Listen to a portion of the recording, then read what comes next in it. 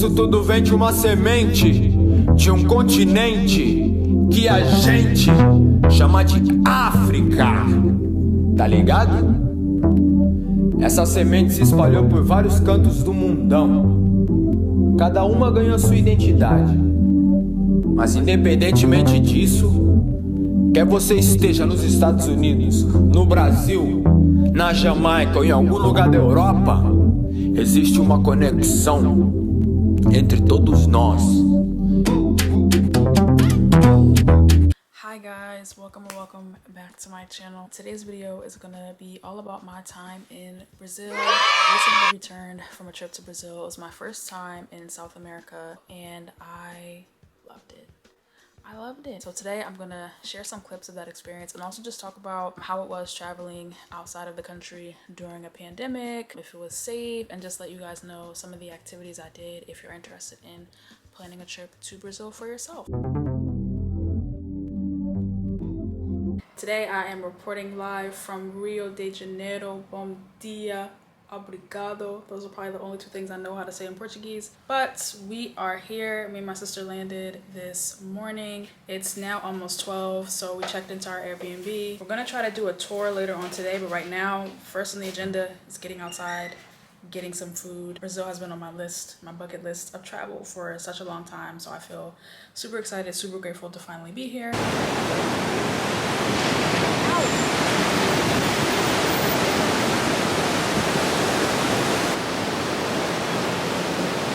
Wow. So we're walking to find food and just happen to walk past the beach.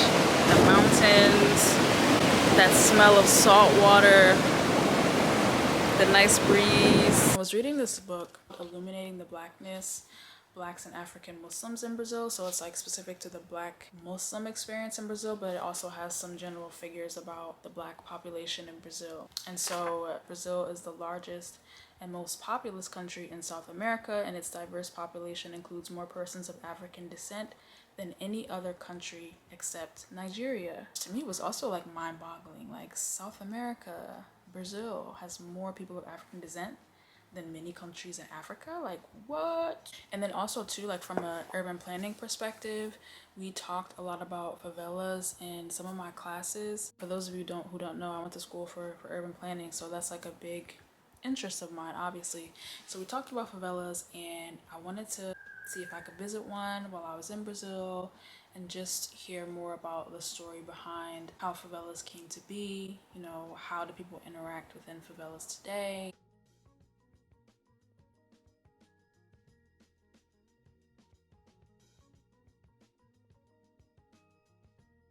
What did they look like? What is the experience like? All of that stuff. I generally like nerd out about anything city development related. So yeah, I just was trying to get to Brazil and just see for myself.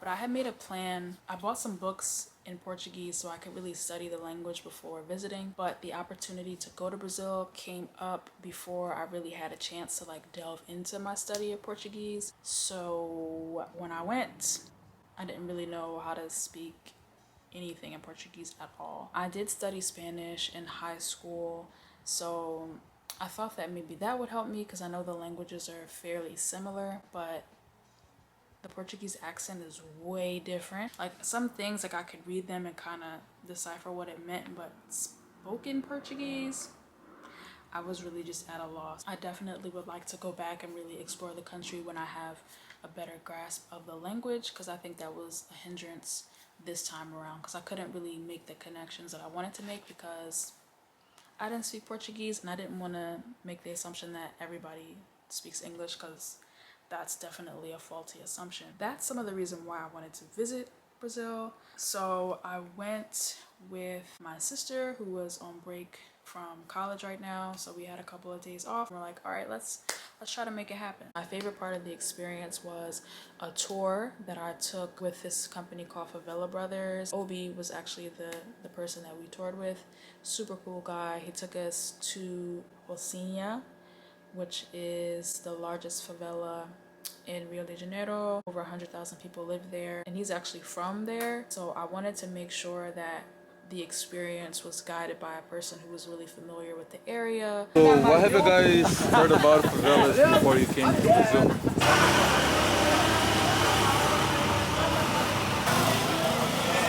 The minimum wage in Brazil is like $250 a month. Oh wow. That's the average.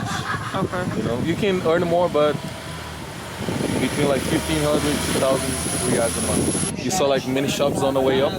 So all those shops are financed and managed by local business people. Okay. Oh, that's good. So the money Like very few business owners could move outside, but the ones who born and raised, they moved outside, but they still have their business set up here. Before he was like all jungle. But I was also kind of hesitant because I didn't want to seem like I was trying to exploit the community in some way. I feel like it is harmful when people from outside of a community come in to tour or like visit and it doesn't really provide any benefit to the community that's there, you know what I mean? But I felt comfortable on this tour because Obi is, like I said, he's from the neighborhood, so it's like I'm supporting a local business through doing this tour with someone who's from the community, so I know the money is going right back to the people that I'm getting to meet while I'm on the tour. That was really, really cool, and he gave us a lot of insight like into the neighborhood, into the history. So this blue building right here on the left is one of the public kindergarten. Wow, that's high up. And the only problem for living higher up, because once you get older, you have a low mobility. Yeah, that's true. You have a good view, but once you get older, you don't Right. How do you get up and down every day? My mother, when she moved here, she was 18. Oh, wow. Now she's 64. Okay. I got to ride on the back of a motorcycle for the first time, which was like really cool. Anyway, he was just telling us about the favelas and how like each house is actually built by the family that lives in the house, and as the families grow they add additional floors to the house, which I thought was pretty cool. And then he said like the community is really self-sufficient, a lot of local businesses where, you know, people who work in the businesses, who own the businesses, they live on the top of their business.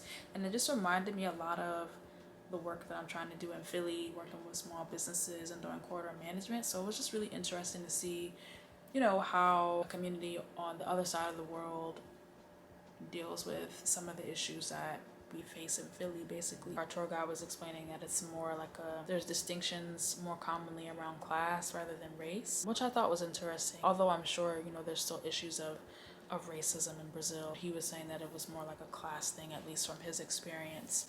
So it was just really insightful. I really, really enjoyed the tour. And if you're ever in Rio de Janeiro and want to do something similar, I'll leave Obi's information and website in the description, because like for me that was my favorite part. The views were phenomenal, the community was so vibrant, and I just felt really comfortable. I felt very at ease, and I was asking Obi, the tour guide, like, oh, can they tell that I'm not from here, you know, like, do I fit in? Like, I really wanted to just like fit in, blend in. And he was like, no, they can probably tell because you're with me and I do these tours. So I was like, oh dang, like I wanted to to blend in. It's really hot and I smell like outside. Anyway, we just got back to our Airbnb about 40 minutes ago. We had a really eventful, really fun afternoon. We went to Rocinha, I hope I'm pronouncing that right, which is a favela in Rio. And we had a tour with Favela Brothers Tours. I didn't really get a lot of footage on my camera because our tour guide told us some places it's not really okay to film. It was a really dope experience. Rocinha started out as an informal settlement and became formalized over time, basically through like people just deciding that they needed better services and they just started building their own houses, and eventually it just became a sustainable community, which was really cool to see. 6:45 right now, but it's already dark outside. So I think what's next for us is probably to try to find some dinner. It's really hot, humid here. I feel really gross, but we really haven't spent any money yet today besides on the tour. Like this morning we went to breakfast and a random stranger paid for our food, which was lovely. So I'm like, haven't really spent much money yet, which is great. I'm loving it so far. I knew as soon as I got off the plane this morning, I was like, yep, I'm here. I love it already. Hello. That's good. So we are in Boca de Trairo. It's a seafood restaurant that was recommended by our tour guide. We weren't even sure if it was open because there's nobody else in here but us. And we just kind of fumbled through the menu because they don't really speak English, and unfortunately we don't speak Portuguese. We got salmon, fries, white rice, and fried banana I think comes with it. It's $8.01. It's been a long day, yeah. Like we just got off the flight and just basically kept going. Everybody has been really nice, even though they may not understand us. They've been like helpful, so that's been good. Fish soup on the house. I think they know that we're out of town. Oh, they definitely. One night only from out of town. Is that a song? That's pretty good. Flavor. Yeah. That you taste? Do you taste lentil or like? Yeah.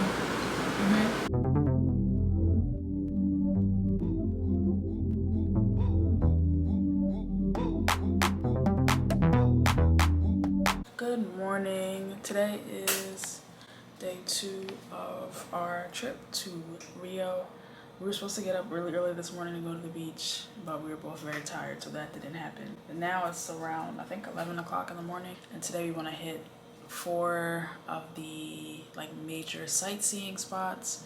We're gonna go to the Redeemer statue, to the botanical garden, to the steps, you know, those colorful steps, I can't think of the name, and then also to Sugarloaf Mountain, and then hopefully we'll be able to come back to the beach at sunset and catch it then, since we didn't catch it this morning. So it's gonna be an action-packed day. I'm excited, and it also gets dark kind of early here, so I want to make sure that we're able to see all of the things that require sunlight while it's still pretty early. Rio is beautiful. People are really friendly.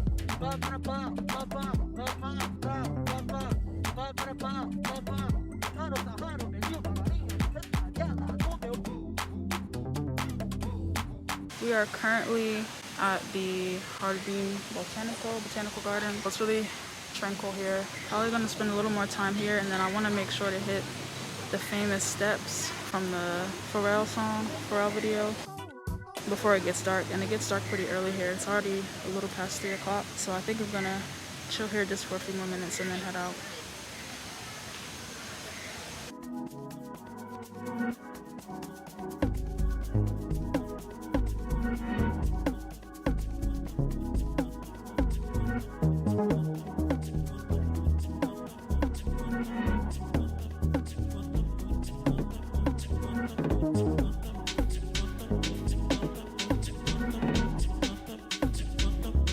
Hey guys, so right now we're at a churrascaria. I hope that's how you pronounce it. But basically, it's where they come around and they bring like chicken, beef, steak on like a rotating skewer, and they cut it off until you say stop. Then we get these little cards to say like when we want more food and when we don't. So it's all you can eat for 99 reals, Brazilian reals, which is like $20. So we had a couple different cuts of meat. I'm already full. I don't really eat a lot of beef steak, so I'm like, I don't want to eat too much. Then we have some spinach, bread, broccoli, and some other stuff they had like in the buffet.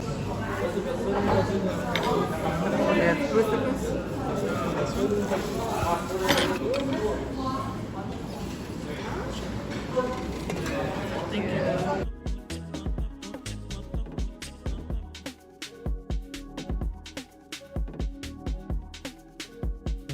Hello. We are back in the Airbnb. It's about to be 8 o'clock on a Saturday night. We're boring in the house on a Saturday. But we had an eventful day. We didn't get everything done that I had put on my itinerary, but we still have tomorrow. I'm not really too pressed about that. But today we went to the Redeemer statue, went to the steps, Escalaria. I forget the name. We did the steps. What else did we do? I'm blanking. We went to Starbucks. Oh, to the botanical garden, yeah. Botanical garden, Jardin Botanico, and I think that was it, but it felt like a lot more. I'm tired, my feet are tired. We've been using like Google Translate to ask questions. I think ordering food has been the hardest part. We had a good day. And I think because we didn't get to go to the beach today, like we didn't wake up in time, we're gonna go tomorrow. We're gonna try again to go to the beach at sunrise. There's also a sauna in this building, so we wanna hit the sauna. And then tomorrow I'll try to do this contemporary art museum. And what else did we say? And the Sugarloaf Mountain. I definitely want to come back during like, what is it, high season? Because now this is like their fall. There's like a lot more to do, I heard, like in December. Hopefully we can come back then.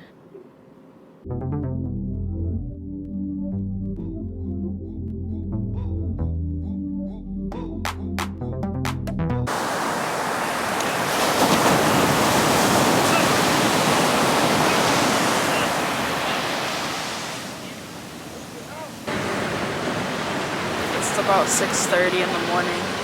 Came out to catch the sunrise.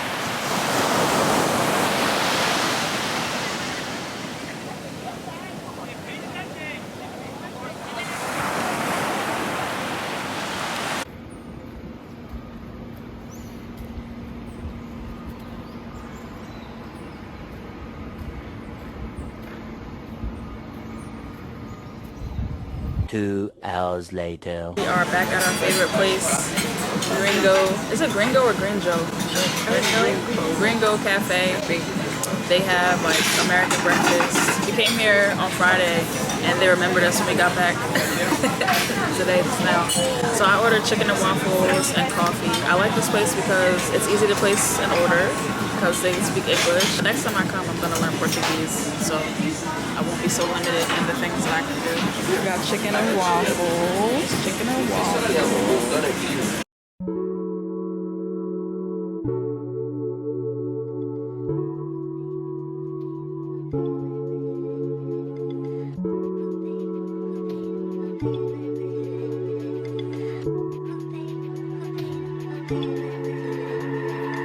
Eu não lembro de você, não. Como que eu pude esquecer? Muito lindo o rolê. Eu não lembro de você, não. I'm tasting the Natal Stana chocolate. Is it dark chocolate or milk chocolate? It's dark, right? Yeah. How is it? Pretty good. It has like little crunchy in it. I think. Okay, Brazilian chocolate. It's got a coffee because I'm starting to drag. We're at Sugarloaf Mountain. We took the, what was it called? Not zip line, cable car. We took the cable car up here to the top of the mountain. Lots of nice views. The weather is not so great today, but we still got some views of the mountains and of some buildings. I'm gonna finish my coffee. She's gonna finish her chocolate, and then we're gonna go find some lunch. Then head back to the Airbnb, get in the sauna.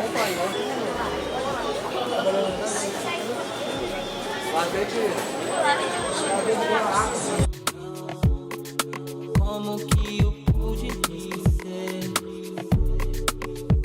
Muito lindo o rolê, baby. Eu não lembro de você.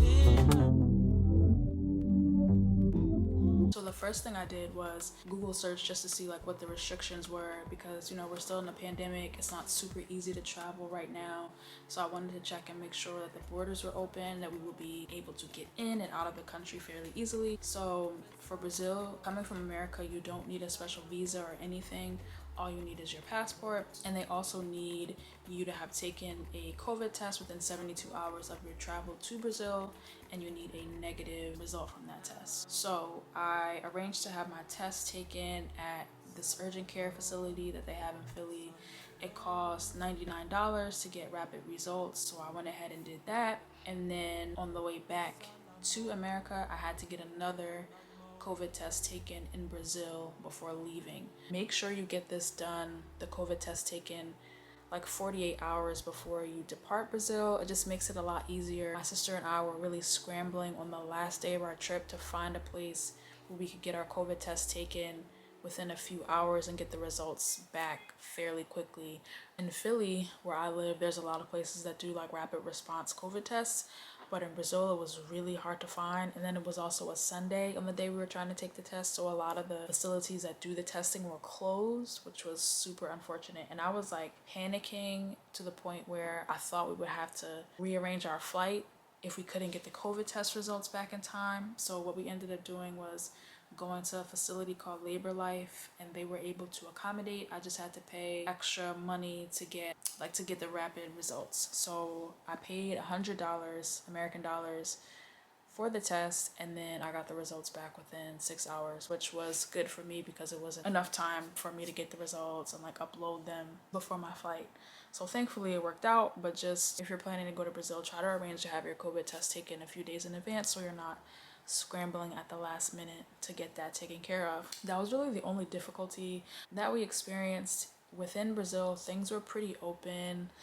We ate indoors. Obviously we had our masks on, and I also felt pretty safe because both my sister and I are vaccinated. But yeah, there weren't really too many COVID restrictions that I know of. Like all of the activities that we wanted to do, they were all open. We stayed in Ipanema. I feel like I'm messing up the pronunciations of a lot of things, but that's where we stayed. We stayed 2 blocks away from the beach in a Airbnb. I'll leave that information in the description as well. It was super affordable, especially if you're coming from, I would say if you're coming from America or the UK. The currency exchange for one American dollar is like 5 Brazilian reals. So you get a lot for your money. We Ubered basically everywhere, and the Ubers were we took an Uber from the airport to the Airbnb. It was like a 40-minute drive, and I believe it was $8 when I converted it back to American money. I was like, wow, I feel wealthy. Even the Airbnb stayed in, it was like a really, I think, pretty nice Airbnb, like especially the location was amazing. And I paid $90. We can't really beat those prices. We ate out for basically every meal. Food was like $20 max when I did the conversion back.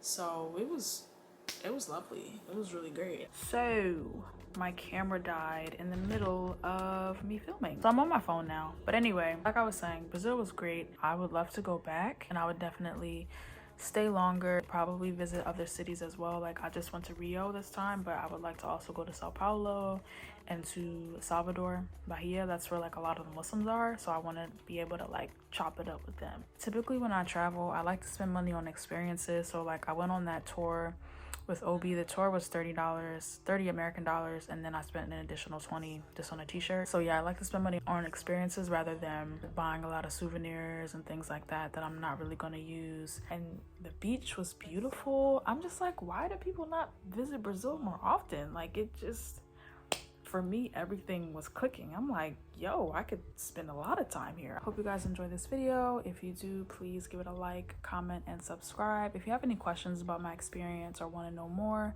feel free to drop it in the comments, and I will see you guys in my next video.